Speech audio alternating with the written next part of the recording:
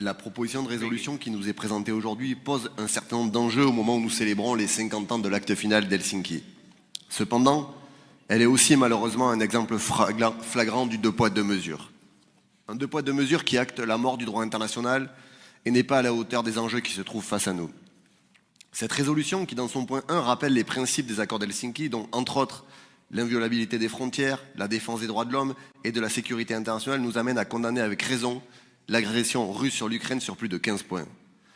Je regrette une fois de plus la différence de traitement qui entoure la situation au Proche-Orient, et singulièrement les condamnations qu'il manque contre l'État d'Israël. Comment peut-on se féliciter, je cite, avec satisfaction du cessez-le-feu conclu en janvier entre Israël et le Hamas, sans condamner de manière claire le responsable de sa violation, à savoir l'État israélien.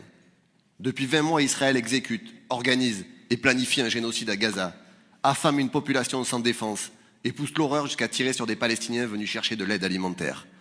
On compte plus de 55 000 morts à Gaza, des milliers de blessés, de disparus, d'amputés. Face au premier génocide filmé en direct, nous ne pouvons rester silencieux. Face à l'effacement délibéré et méthodique d'un peuple, nous pouvons nous contenter de formules neutres.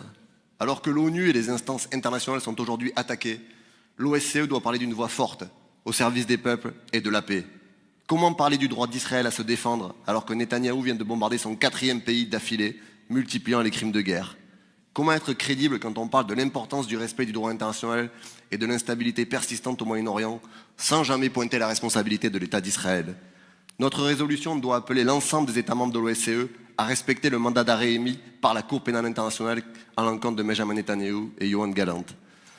Notre résolution doit aussi, comme je l'ai rappelé hier, de manière claire, demander la suspension de l'accord d'association entre Israël et l'Union européenne. Les guerres préventives, concept qui n'existe pas, servent de paravent aux criminels de guerre pour servir leurs propres intérêts. La sécurité des peuples passera par la diplomatie et le dialogue et le respect intangible du droit international. Si nous voulons que les accords d'Helsinki vivent, ils ne doivent pas dépendre des lieux des conflits et des auteurs des crimes. Il ne faut pas de géométrie variable sur le droit international.